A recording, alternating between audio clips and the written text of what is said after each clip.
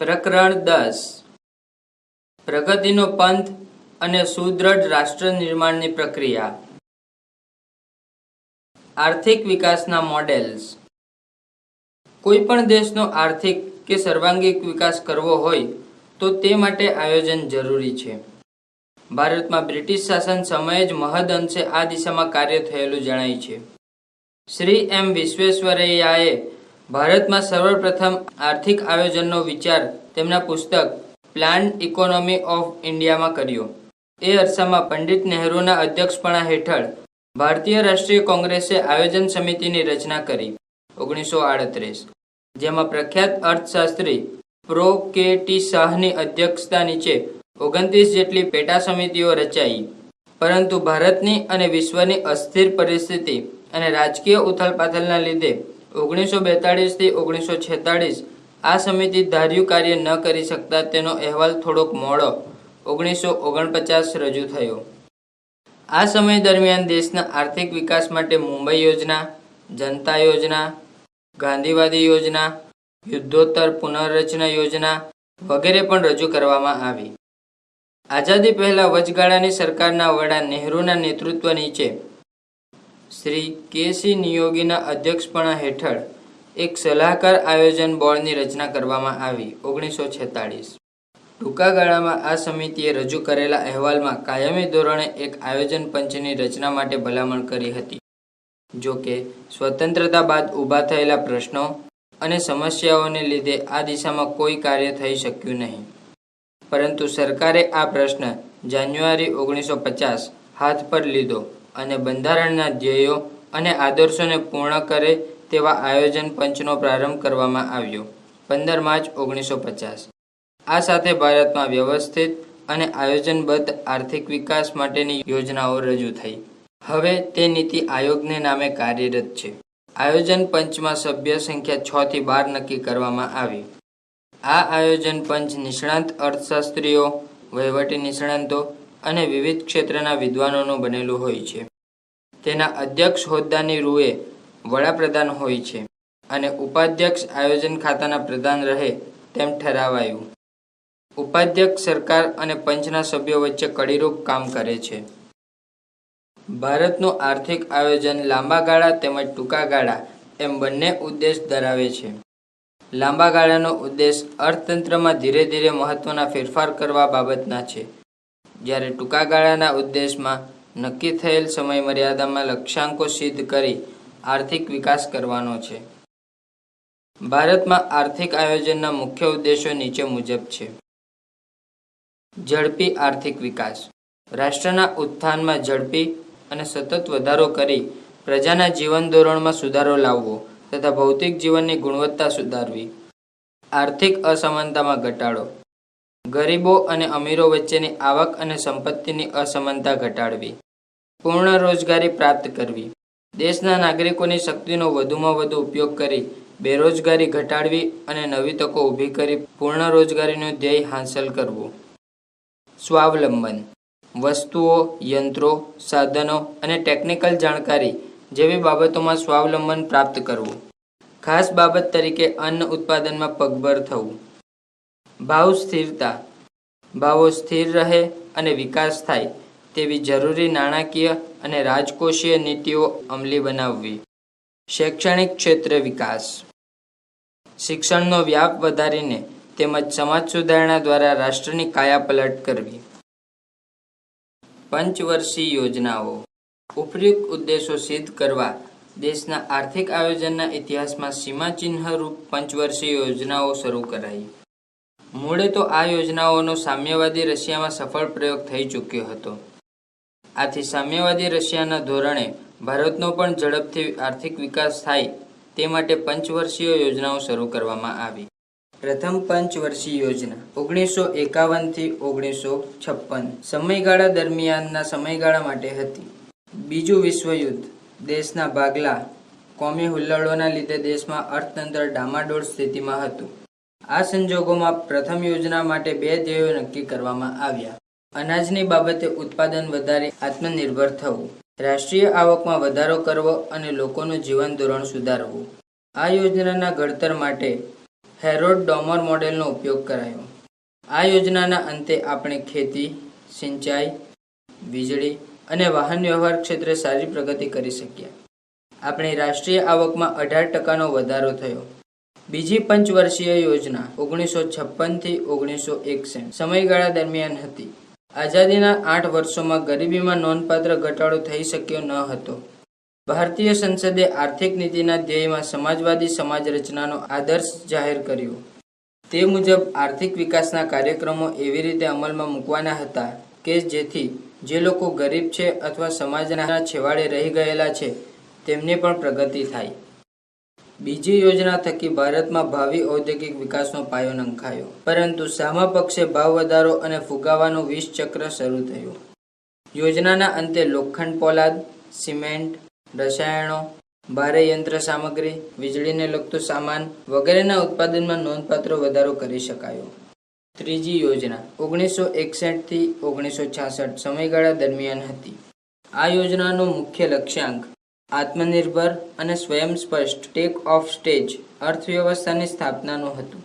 આ યોજનાની અસફળતાનું મુખ્ય કારણ ચીન સાથે યુદ્ધ 1962 તથા પાકિસ્તાન સાથે યુદ્ધ 1965 તથા દેશમાં પડેલા ભીષણ દુષ્કાળો ગણાવી શકાય. આ પરિસ્થિતિને લઈ કિંમતોમાં થયેલ વધારો અને યોજનાના ઉદ્દેશો માટે સંસાધનોમાં ઉભય હોવાથી ચોથી યોજનાને અંતિમ સ્વરૂપ આપી શકાયું નહીં. આ સ્થિતિના કારણે ચોથી યોજનાને બદલે 1966 થી 1969 સુધી 3 વાર્ષિક યોજનાઓ બનાવાઈ. તેથી આ સમયગાળાને યોજના અવકાશ એટલે કે પ્લાન હોલિડે કહેવાયો. ચોથી પંચવર્ષીય યોજના 1969 થી 1974 સમયગાળા દરમિયાન હતી. આ યોજનાનો મુખ્ય ઉદ્દેશ સ્થિરતા સાથે આર્થિક વિકાસ અને આત્મનિર્ભરતા પ્રાપ્તિનો હતો. આ યોજના દરમિયાન 14 બેંકોનું રાષ્ટ્રીયકરણ 1969 કરવામાં આવ્યું. પાંચમી પંચવર્ષીય યોજના 1974 થી 1978 સમયગાળા માટે હતી. આ યોજનાના પ્રથમ વર્ષને બાદ કરતા 4 વર્ષો સાનુકૂળ નીવડતા પાંચમી યોજનાની કામગીરી સંતોષકારક રહી. પાંચમી યોજના 1 વર્ષ વહેલી સમાપ્ત કરાતા છઠ્ઠી યોજના અમલમાં મુકાઈ 1978, જેનું નામ વાર્ષિક યોજનાઓ એટલે કે રોલિંગ પ્લાન રાખવામાં આવ્યું. પરંતુ જાન્યુઆરી 1980માં કેન્દ્રમાં સત્તા પરિવર્તન થતાં છઠ્ઠી પંચવર્ષીય યોજના 1980 થી 1985 દરમિયાનની રહી હતી. આ યોજનાનો મુખ્ય ભાર ગરીબી નાબૂદી, રોજગાર સર્જન, લોકોની ન્યૂનતમ જરૂરિયાતો પૂર્ણ કરવી, ઉત્પાદનમાં ક્ષમતા વધારવી વગેરે હતો. છઠ્ઠી યોજના પ્રમાણમાં સફળ રહી.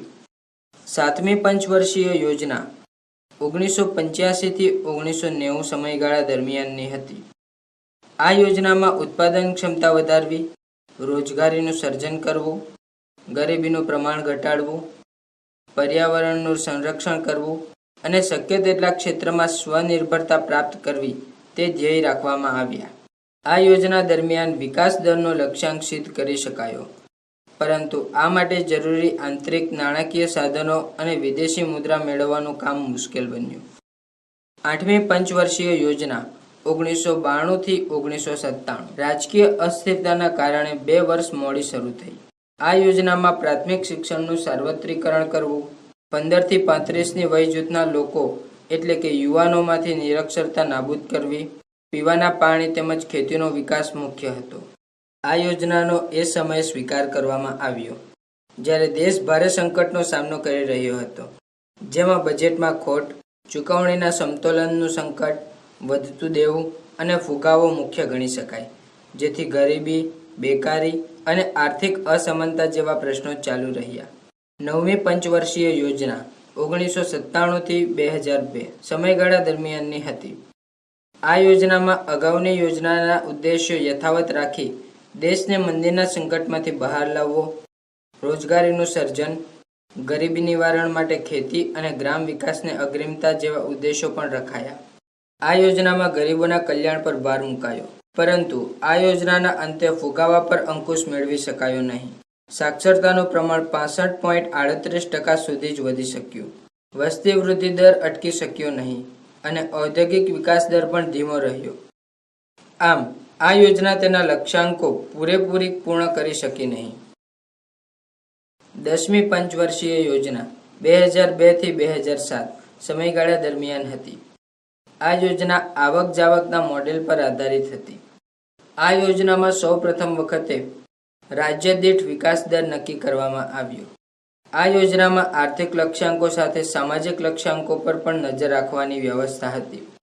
ગરીબીની ટકાવારી 28%થી ઘટાડી 21% સુધી લાવવી, દરેક ગામમાં પીવાનું પાણી પૂરું પાડવું, ખાતર પરની સબસિડીમાં ઘટાડો કરવો, પેટ્રોલિયમ પરની સબસિડી નાબૂદ કરવી, ખાનગી રોકાણથી વિમાની મથકો બાંધી ઉડ્ડયન ક્ષેત્રનો વિકાસ કરવો, બાળ મરણનો આંક ઘટાડવો, વિદેશી રોકાણને પ્રોત્સાહન આપવું, ખાદ્ય કરતાં જાહેર ક્ષેત્રના એકમોનું ખાનગીકરણ કરવું જેવા લક્ષ્યાંકો રાખવામાં આવ્યા. આ યોજનામાં 8% વિકાસ દરની પ્રાપ્તિ માટે 6 સૂત્રી કાર્યક્રમની ઘોષણા કરવામાં આવી. 11મી પંચવર્ષીય યોજના 2007 થી 2012 સમયગાળા દરમિયાન હતી. આ યોજનામાં ઘર આંગણાના વિકાસની વૃદ્ધિ 7.8% રહી અને ખેતીમાં વિકાસ દર 3.3% રહ્યો. 12મી પંચવર્ષીય યોજના 2012 થી 2017 સુધીની છે, જેમાં 8%ના વાર્ષિક વૃદ્ધિ દરનો લક્ષ્યાંક રાખવામાં આવ્યો છે. જુદી જુદી પંચવર્ષીય યોજનામાં રોકાણ, વૃદ્ધિદર અને પ્રાથમિકતા ક્ષેત્ર. યોજના અને સમયગાળો. પ્રથમ યોજના 1951 થી 56. પ્રાસ્તાવિક રોકાણ 2070. વાસ્તવિક રોકાણ 1960. વિકાસ દર લક્ષ્યાંક 2.1%. પ્રાપ્ત વિકાસ દર 3.6%. પ્રાથમિકતા ક્ષેત્ર ખેતી, સિંચાઈ, વીજળી. યોજના અને સમયગાળો. બીજી યોજના 1956 થી 61. પ્રાસ્તાવિક રોકાણ 4800. વાસ્તવિક રોકાણ 4672. વિકાસ દર લક્ષ્યાંક 4.5%. પ્રાપ્ત વિકાસ દર 4.2%. પ્રાથમિકતા ક્ષેત્ર ભારે ઉદ્યોગ, ચિકિત્સા અને આરોગ્ય. યોજના અને સમયગાળો. ત્રીજી યોજના 1961 થી 1966.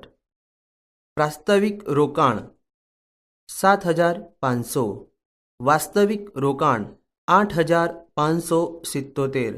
વિકાસ દર લક્ષ્યાંક 5.6%. પ્રાપ્ત વિકાસ દર 2.8%. પ્રાથમિકતા ક્ષેત્ર ખાવાલાયક પાક, ઉદ્યોગ. યોજના અને સમયગાળો.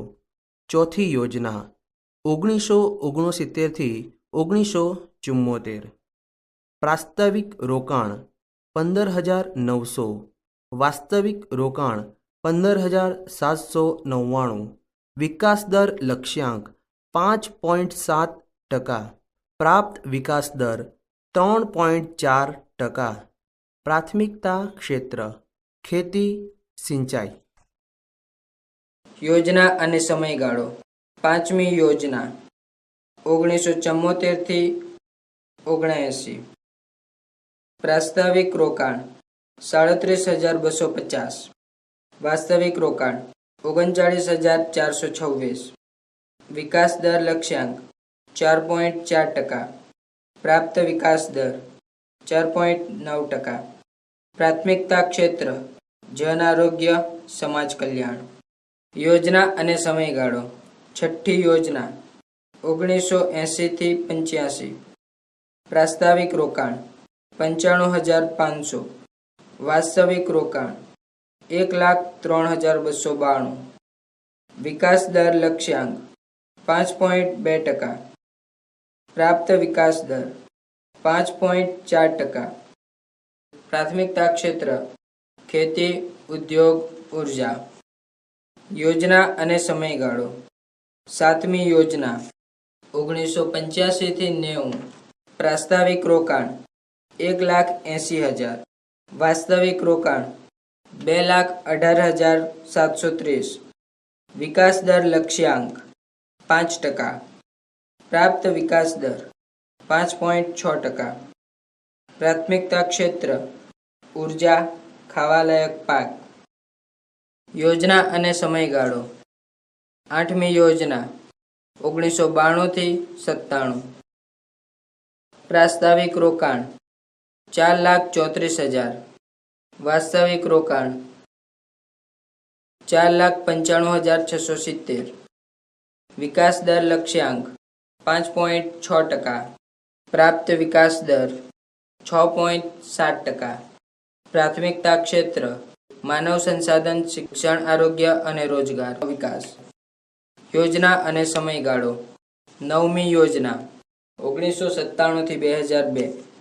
પ્રાસ્તાવિક રોકાણ 8,59,200. વાસ્તવિક રોકાણ 9,41,041. વિકાસ દર લક્ષ્યાંક 6.5%. પ્રાપ્ત વિકાસ દર 5.7%. પ્રાથમિકતા ક્ષેત્ર સામાજિક ન્યાય, ગ્રામ વિકાસ, રોજગાર. યોજના અને સમયગાળો 10મી યોજના 2002 થી 2007. પ્રાસ્તાવિક રોકાણ 15,92,300. વાસ્તવિક રોકાણ 16,53,065. વિકાસ દર લક્ષ્યાંક 7.9%. પ્રાપ્ત વિકાસ દર 7.6%. પ્રાથમિકતા ક્ષેત્ર સુધાર અને સામાજિક સંરચનાનો વિકાસ. યોજના અને સમયગાળો 11મી યોજના 2007 થી 2012.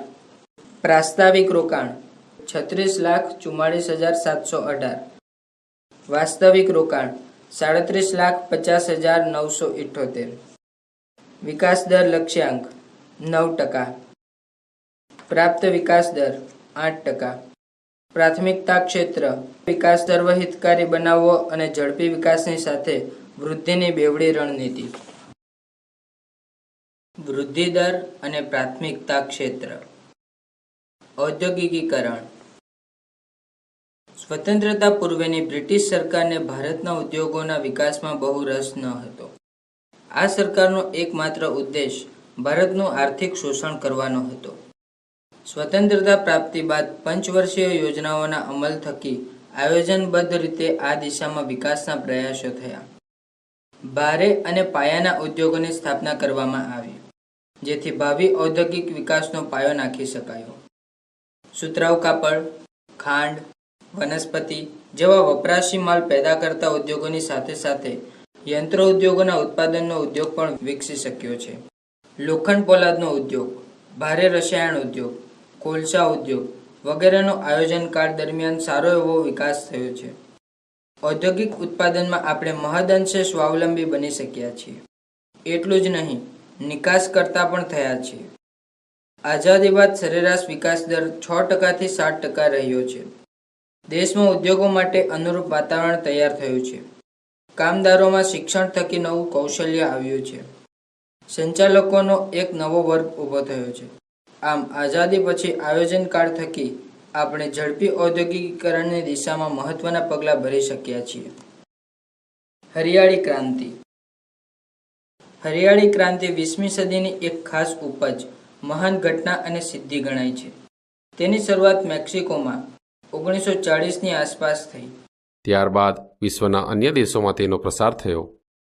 હરિયાળી ક્રાંતિ એટલે હેક્ટર દીઠ વધારે ઉત્પાદન આપી શકે તેવા બીજને પૂરતા પ્રમાણમાં રાસાયણિક ખાતર અને જંતુનાશક દવાઓ તથા યોગ્ય પાણી પૂરું પાડીને થતી ઉત્પાદન વૃદ્ધિ.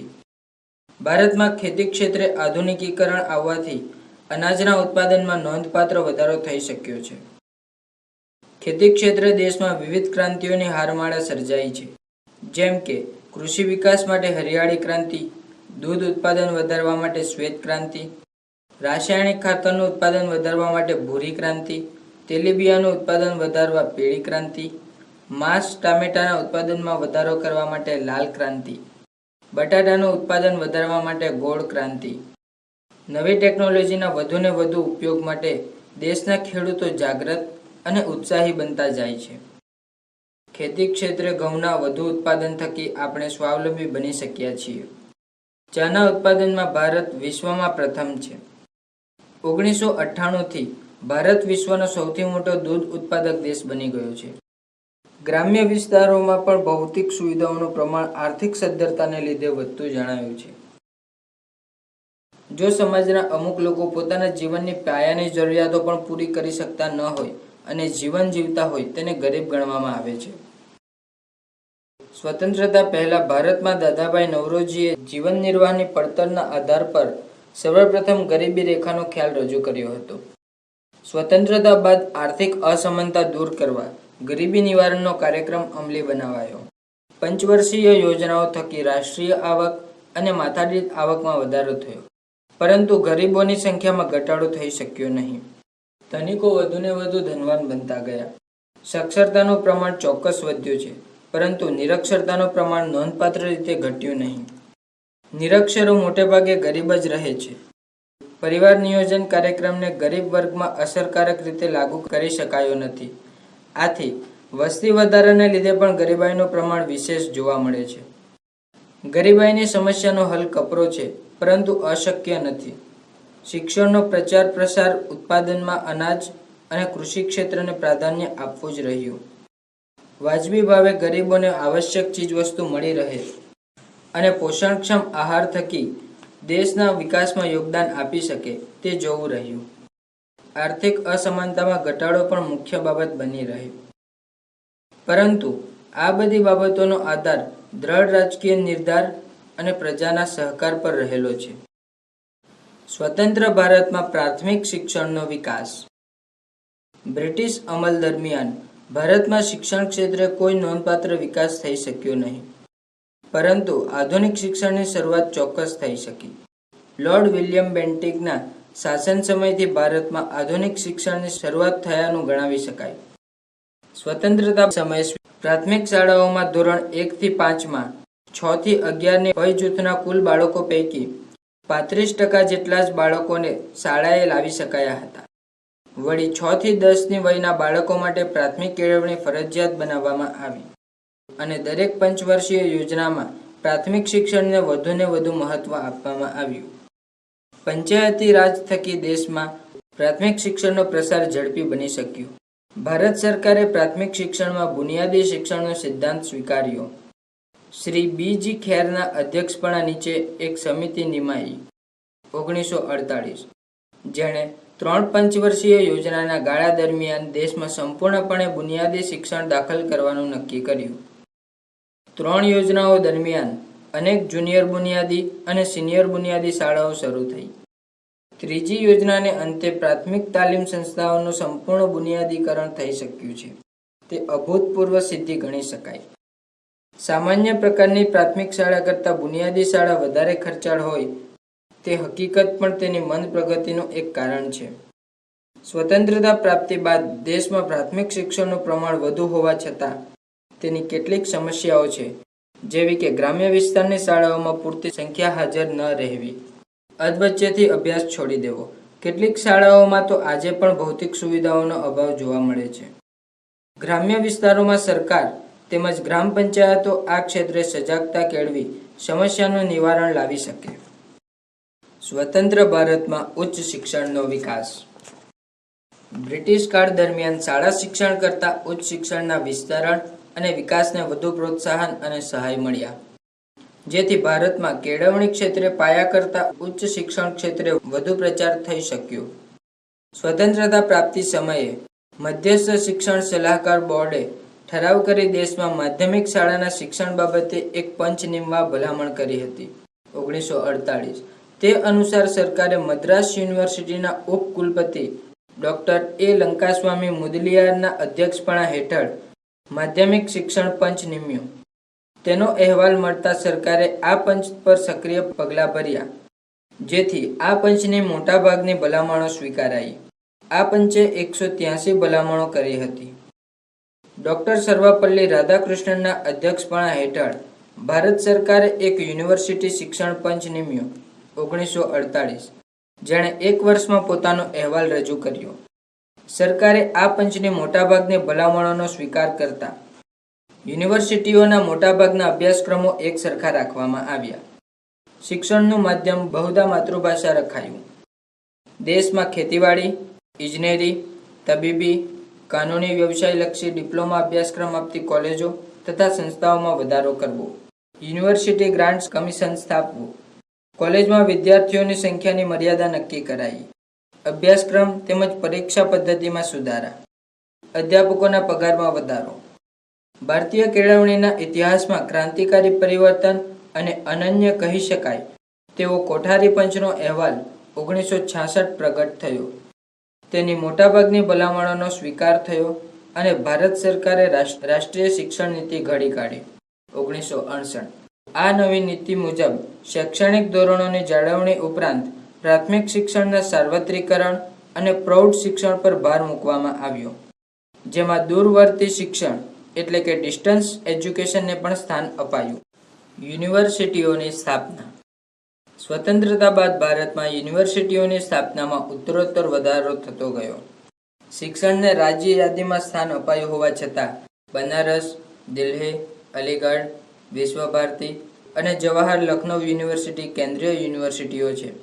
તદુપરાંત યુનિવર્સિટી ગ્રાન્ટ્સ કમિશનની સહાયથી કેટલીક વિશિષ્ટ સંસ્થાઓ પણ ચાલે છે. Indian institute of science, Bangalore, Indian agricultural research institute, Delhi, Indian school of international studies, Delhi, Tata institute of social science, Mumbai, Birla institute of technology and science, Pilani, Indian institute of science, Dhanbad. UGC ધારા મુજબ ભારતમાં સ્વાયત્ત દરજ્જો ધરાવતી ગુજરાત વિદ્યાપીઠ, કાશી વિદ્યાપીઠ, જામિયા મિલિયા ઓસ્માનિયા, અલીગઢ, ગુરુકુલ કાંગડી જેવી સંસ્થાઓ પણ કાર્યરત થઈ છે.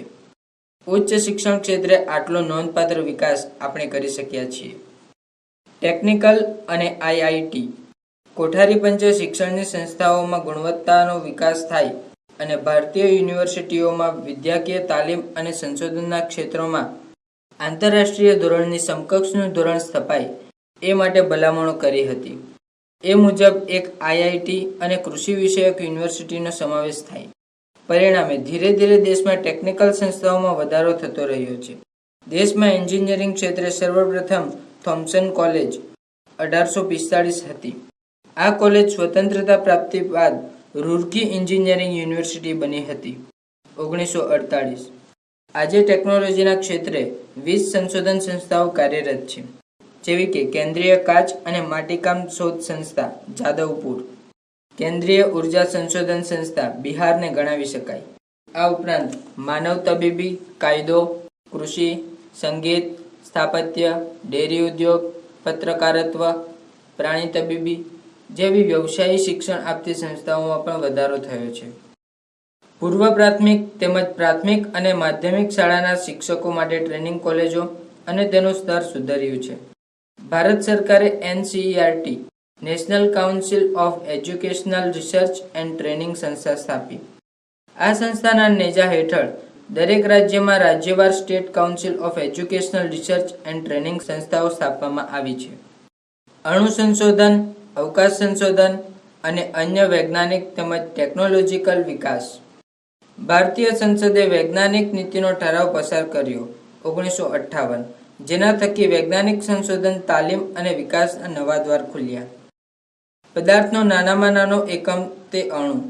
આ અણુ સૂક્ષ્માતિ સૂક્ષ્મ કણો ધરાવે છે, જેને પરમાણુ કહે છે. અણુ શક્તિ પંચની સ્થાપના 1948 થતાં ડોક્ટર હોમી ભાભા આ સંસ્થાના અધ્યક્ષ બન્યા.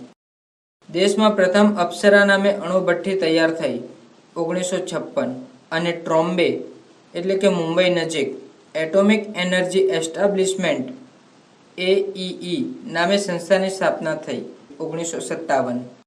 ડોક્ટર હોમી ભાભાનું અવસાન થતાં તેમની સ્મૃતિને કાયમ રાખવા સરકારે Bhabha atomic research centre BARC એવું નામ આપ્યું. ડોક્ટર વિક્રમ સારાભાઈ તેમના અનુગામી બન્યા. તેમની સિદ્ધિઓ બદલ તેમને ડોક્ટર શાંતિ સ્વરૂપ ભટનાકર મેમોરિયલ એવોર્ડ પ્રાપ્ત થયો. અણુશક્તિ મેળવવા હેવી વોટરની જરૂરિયાત ઊભી થતાં નાંગલ ખાતે હેવી વોટર પ્લાન્ટ નખાયો 1962. ચેન્નઈ નજીક કલ્પક્કમ ખાતે Indira Gandhi centre for atomic research સ્થાપવામાં આવ્યું 1971. બેંગ્લોર પાસે ગૌરી બુદ્ધાનપુર ખાતે સેસ્મિક મથક સ્થપાયું 1965. આ મથકની ઉપયોગિતા અણુ ધડાકા કયા સ્થળે કરવા તે માટે થાય છે. ભારતે રાજસ્થાનના પોખરણ ખાતે પ્રથમ અણુ ધડાકો કર્યો 1974. તે આ સંસ્થાની મદદથી સ્થળ પસંદ કરાયું હતું. આ સાથે ભારત અણુ પરીક્ષણ માટે વિશ્વનું 6થા ક્રમનું રાષ્ટ્ર બન્યું. ભારતના કુલ 7 અણુ મથકોના આયોજન, સંચાલન અને વ્યવસ્થા માટે ન્યુક્લિયર પાવર કોર્પોરેશન ઓફ ઇન્ડિયાની સ્થાપના કરવામાં આવી 1987. ભારતમાં Indian national committee for space રિસર્ચની રચના ડિપાર્ટમેન્ટ ઓફ એટોમિક એનર્જી દ્વારા થઈ 1962. ત્યારબાદ નાના રોકેટ છોડવાનું શરૂ કરાયું. થુંબા ખાતે ઇક્વેટોરિયલ રોકેટ લોન્ચિંગ સ્ટેશન સ્થપાયું 1963. વળી થુંબા ખાતે બીજા સ્પેસ સાયન્સ એન્ડ ટેકનોલોજી સેન્ટરની સ્થાપના થઈ. ત્યારબાદ અમદાવાદમાં જોધપુર ટેકરા ખાતે સ્પેસ એપ્લિકેશન સેન્ટરની સ્થાપના થઈ 1969. સરકારમાં ડિપાર્ટમેન્ટ ઓફ સ્પેસ અને સ્પેસ કમિશનની સ્થાપના થઈ. પ્રજાસત્તાક ભારતમાં બેંગ્લોર ખાતે ઇન્ડિયન સ્પેસ રિસર્ચ ઓર્ગેનાઇઝેશનની સ્થાપના થઈ. આ જ ઇસરો સંસ્થા દ્વારા આર્યભટ્ટ નામે કૃત્રિમ ઉપગ્રહ અવકાશમાં તરતો મૂકવામાં આવ્યો, જે થકી ભારતનો અવકાશ યુગમાં પ્રવેશ થયો. ભાસ્કર 1 1979 અને ભાસ્કર 2 1981 અવકાશમાં છોડાયા. શ્રી હરિકોટા અવકાશી મથકેથી રોહિણી RS-1 કૃત્રિમ ઉપગ્રહને સફળતાપૂર્વક અવકાશમાં તરતો મુકાયો 1980. તે માટે SVL-3 નામે અવકાશયાનનો ઉપયોગ થયો, જે થકી ભારત અવકાશ ક્લબનું વિશ્વનું 6થું સભ્ય બન્યું. સંદેશાવ્યવહાર અને ઇન્ફોર્મેશન ટેકનોલોજી. INSAT-1B અવકાશમાં છોડાતા 1983 ભારતમાં દૂરસંચાર, દૂરદર્શન, આકાશવાણી અને હવામાન વિભાગના ક્રાંતિના મંડાણ થયા. INSAT-1Bનું આયુષ્ય માત્ર 7 વર્ષનું જ હતું. આથી INSAT-1D ને તરતો મુકાયો 1990. IRS-1A Indian remote sensing satellite Soviet રશિયાના બૈકાનુર મથકેથી વ્યાપારી ધોરણે છોડાવ્યો. ત્યારબાદ IRS-1B તરતો મુકાયો 1991. અવકાશ વિજ્ઞાન ક્ષેત્રે કૃત્રિમ ઉપગ્રહ છોડવા માટે ASLV એટલે કે ઓગમેન્ટેડ સેટેલાઇટ લોન્ચ વ્હીકલ ભારતીય વૈજ્ઞાનિકોએ તૈયાર કરી લીધું હતું 1980. આથી કૃત્રિમ ઉપગ્રહ થકી દૂરદર્શન અને સંદેશા વ્યવહારથી દેશને આજે આવરી લેવાયો છે. ભારતમાં રેડિયોની શરૂઆત કોલકાતા અને ચેન્નઈથી ખાનગી ટ્રાન્સમીટર દ્વારા થઈ. સરકારે રેડિયો પ્રસારણ પોતાના હસ્તક લઈ લીધું 1930 અને તેને ઓલ ઇન્ડિયા રેડિયો એવું નામ આપ્યું 1936. આકાશવાણી કેન્દ્રો તરીકે જાણીતા સ્થાનોની સંખ્યા 1985માં 71 હતી. તે વધીને 1994માં 160ની થઈ. ભારતમાં દૂરદર્શનનો પ્રથમ પ્રયોગ 1965માં થયો. સર્વપ્રથમ મુંબઈ 1972 અને તે પછી કોલકાતા, ચેન્નઈ, શ્રીનગર, અમૃતસર, જલંધર અને લખનઉ કેન્દ્રો દ્વારા દૂરદર્શનની સેવાઓનું પ્રસારણ શરૂ કરવામાં આવ્યું. ભારતમાં આકાશવાણી અને દૂરદર્શનને અલગ કરવામાં આવ્યા 1976. દૂરદર્શન પર રાષ્ટ્રીય કાર્યક્રમો 1987થી બપોરનું પ્રસારણ 1989થી શરૂ કરવામાં આવ્યું અને પ્રાયોજિક શ્રેણીનો પ્રારંભ 1984 થયો. સ્વતંત્રતા બાદ સંદેશા વ્યવહાર ક્ષેત્રે સારી પ્રગતિ સધાઈ છે. આઝાદી સમયે 23,326 જેટલી પોસ્ટ ઓફિસો હતી, જે 2 લાખ કરતાં વધુની છે. ટપાલની સુવિધા ઝડપી બની, જો કે તાર સેવા બંધ થઈ ચૂકી છે. સેલફોનના યુગમાં SMS અને સોશિયલ મીડિયા સંદેશા વ્યવહારના નવા માધ્યમો બન્યા છે. ઈમેલનું ચલણ વ્યાપક બનતું જાય છે. સરકારી ટેલિકોમ્યુનિકેશન સંસ્થાઓની સાથે સાથે ખાનગી સંસ્થાઓનું પ્રમાણ પણ વધી રહ્યું છે. મોબાઈલ અને ઇન્ટરનેટ દ્વારા STD ફોન સેવાનો લાભ સામાન્ય લોકો લેતા થયા છે. ઉપગ્રહની મદદથી મની ઓર્ડર મોકલવાની શરૂઆત થઈ 1994, પરંતુ આજે ઓનલાઈન બેન્કિંગ અને મોબાઈલ બેન્કિંગ સિસ્ટમથી મની ઓર્ડર સેવા પણ લુપ્તપ્રાય બની રહી છે. ઇન્ફોર્મેશન ટેકનોલોજી ક્ષેત્રે ભારત વિકસિત દેશોની હરોળમાં આવી ગયેલું છે. ભારતમાં આ ક્ષેત્રે હૈદરાબાદે અસાધારણ પ્રગતિ હાંસલ કરી છે. ગુજરાતમાં પણ ઇન્ફોસિટીની સ્થાપના થઈ છે. પ્રવેશ, નોકરી અને અદાલતી કાર્યવાહીમાં આ ટેકનોલોજીનો ઉપયોગ સામાન્ય બન્યો છે. ગુજરાતે વહીવટી ક્ષેત્રે પોતાનું network GSWAN Gujarat state wide area network વિકસાવ્યું છે. આથી કહી શકાય કે આજનું વિશ્વ એ ઓનલાઈન અને ઇન્ફોર્મેશન ટેકનોલોજીનું મહત્તમ ભાગ બની રહ્યું છે. સર્વોચ્ચ સત્તાઓ અને પડોશી દેશો સાથે સંબંધો. સ્વતંત્રતા પ્રાપ્તિ બાદ ભારતે પોતાની વિશિષ્ટ વિદેશ નીતિ દ્વારા પડોશી દેશો તથા વિશ્વની મહાસત્તાઓ સાથે સંબંધો કેળવી સંતુલન સાધવાનો પ્રયાસ કર્યો છે. તેમાં ભારત મહદઅંશે સફળ પણ રહ્યું છે. અમેરિકા. સ્વતંત્રતા સંગ્રામ સમયે વિશ્વની મોટાભાગની સત્તાઓએ ભારતને ટેકો આપ્યો હતો. તેમાં અમેરિકા પણ બાકાત ન હતું. છતાં ભારતના રશિયા સાથેના સંબંધોને લીધે અમેરિકાએ યુએનની સુરક્ષા પરિષદમાં પાકિસ્તાનને સમર્થન આપવાનું શરૂ કર્યું. અમેરિકા ભારતને તેની ઈચ્છા મુજબની વિદેશ નીતિ મુજબ ઢાળવા ઈચ્છતું હતું. ભારતે તેનો અસ્વીકાર કરતા બંને વચ્ચેના સંબંધો ઉપર છલ્લા રહ્યા. તદુપરાંત ચીનના સંયુક્ત રાષ્ટ્રોમાં સમાવેશ બાબતે પણ અમેરિકા સાથે ભારતના સંબંધો મૈત્રીપૂર્ણ ન રહી શક્યા. આ સ્થિતિ હોવા છતાં પણ બંને દેશો વચ્ચે આર્થિક અને ટેકનિકલ ક્ષેત્રે પરસ્પર આદાન પ્રદાન થતું રહ્યું. અમેરિકાના પ્રમુખ આઇઝનહોવર અને કેનેડીની ભારત મુલાકાત છતાં ભારતના સંબંધો અમેરિકા સાથે ઊંડાણવાળા તેમજ ગાઢ મૈત્રીપૂર્ણ રહ્યા નથી તે હકીકત છે. ભારતે પરમાણુ શસ્ત્રો સંબંધી સંધિઓ પર હસ્તાક્ષર કર્યા નથી, કારણ કે સર્વગ્રાહી પરમાણુ પરીક્ષણ સંધિ અને સર્વગ્રાહી પરમાણુ પરીક્ષણ પ્રતિબંધ સંધિ પર ભારત હસ્તાક્ષર કરે એ વાતનો યુનાઇટેડ સ્ટેટ્સે આગ્રહ રાખ્યો છે. આ બંને સંધિઓ ભેદભાવયુક્ત અને રાષ્ટ્રીય હિતોને નુકસાન કરતા હોવાથી ભારતે તેના પર હસ્તાક્ષર કર્યા નથી.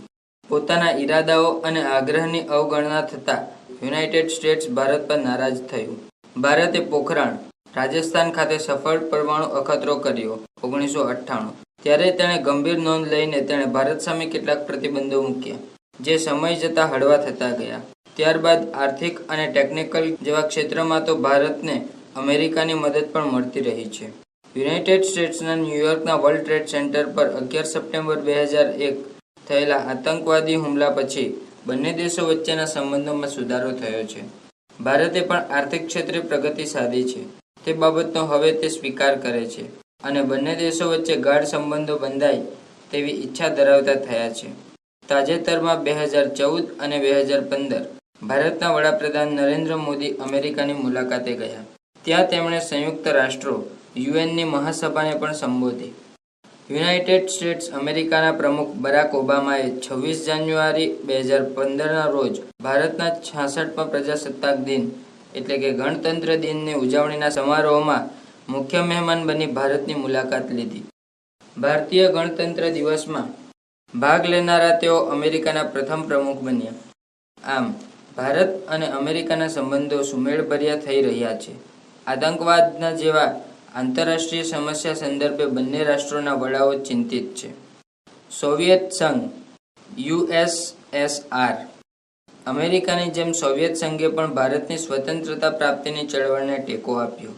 આઝાદી બાદ ભારતના ખાસ મિત્ર તરીકે સોવિયત રશિયા રહ્યું. કાશ્મીર પ્રશ્ન અંગે હંમેશા તે ભારતની પડખે રહ્યું.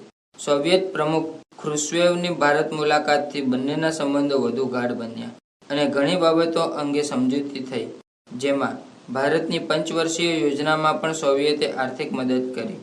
ભારત ચીન યુદ્ધ 1962ના કટોકટીભર્યા સમયે સોવિયતે લશ્કરી ક્ષેત્રે મિગ યુદ્ધ વિમાનો બનાવવામાં ખાસ મદદ કરી. આંતરરાષ્ટ્રીય ક્ષેત્રે સોવિયત રશિયાએ ભારતની બિનજોડાણવાદી અને તટસ્થતાની નીતિને સંપૂર્ણ સમર્થન આપ્યું. ભારત પાકિસ્તાન સંબંધો. બ્રિટિશ ભારતમાંથી ભારત અને પાકિસ્તાન એવા બે રાષ્ટ્રો અસ્તિત્વમાં આવતા બંને દેશોના સંબંધો તંગ રહ્યા.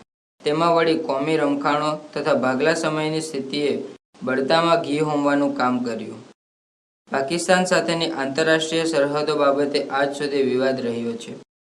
પાકિસ્તાન સાથેના સંબંધોમાં કાશ્મીર મુદ્દો હંમેશા મહત્વનો રહ્યો છે, જેના કારણે પાકિસ્તાન સાથે 1948, 1965, 1971 અને 1999માં યુદ્ધ થયા, જેમાં તેની હાર થઈ જતા આજે પણ પાકિસ્તાન સાથેના આપણા સંબંધો સુધરી શક્યા નથી. તાશ્કંદ કરાર અને સિમલા કરારને ભારત સંપૂર્ણ સમર્થન આપે છે, પરંતુ પાકિસ્તાન નહીં. વડાપ્રધાન અટલ બિહારી વાજપેયીની લાહોર બસ યાત્રા અને તે પછી પાકિસ્તાનના લશ્કરી શાસક પરવેઝ મુશર્રફની સાથે આગ્રા ખાતેની શિખર મંત્રણા છતાં સંબંધો તણાવપૂર્ણ રહ્યા છે. પંજાબમાં શીખ ઉગ્રવાદીઓ, જમ્મુ કાશ્મીરમાં અલગાવવાદીઓ અને આતંકવાદીઓને સક્રિય મદદ આપી ભારતને પરેશાન કરવામાં પાકિસ્તાને કંઈ બાકી રાખ્યું નથી. ભારતના અણુ પરીક્ષણ બાદ પાકિસ્તાને પણ અણુ પરીક્ષણો કર્યા. બંને દેશો હવે અણુશસ્ત્રો ધરાવતા દેશ બન્યા છે. ત્યારે લશ્કરી ક્ષેત્રે સતત યુદ્ધ સામગ્રીમાં વધારો થતાં બંને વચ્ચેના સંબંધો તંગ જ રહ્યા છે. શાંતિપૂર્ણ સંબંધો જાળવવાની ભારતની નીતિનો પાકિસ્તાને યોગ્ય પ્રતિભાવ આપ્યો નથી. ભારત ચીન સંબંધો. ચીનમાં સામ્યવાદી ક્રાંતિ 1949 બાદ તેણે તિબેટ પર કબજો જમાવ્યો. આથી આ સંબંધો સુધારવા વડાપ્રધાન નહેરુએ ચીન સાથે પંચશીલના કરાર કર્યા. આ કરાર થકી બંને દેશો વચ્ચે ઉષ્માપૂર્ણ સંબંધોની શરૂઆત થઈ અને હિન્દી ચીની ભાઈ ભાઈના નારા શરૂ થયા, જે એક ભ્રમણા હતી. આ અરસામાં 1954 ચીને પોતાના નકશા પ્રગટ કર્યા, જેમાં ભારતના ઘણા પ્રદેશોનો સમાવેશ પોતાનામાં કર્યો. ચીનના આ પગલાથી બંને દેશો વચ્ચેના સંબંધો બગડવાની શરૂઆત થઈ. ચીને મેકમોહન રેખાનો પણ અસ્વીકાર કર્યો. ભારત ચીન વચ્ચે બફર સ્ટેટ જેવા તિબેટને પોતાનામાં ભેળવી દેતા બંને દેશો વચ્ચે મતભેદ ઊભા થયા. ચીને આ નકશાઓ જૂના છે તેમ કહી વાતને ટાળી ભારતીય પ્રદેશમાં ઘૂસણખોરી ચાલુ કરી.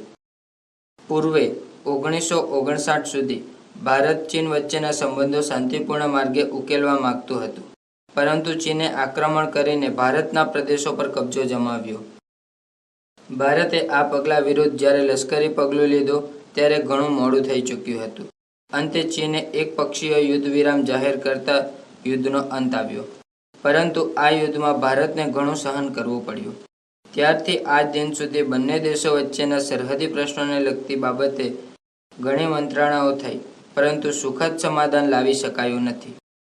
આમ છતાં છેલ્લા દાયકા દરમિયાન ભારત અને ચીન વચ્ચે પરસ્પર સહકાર અને મૈત્રીપૂર્ણ સંબંધો વિકસતા રહ્યા છે.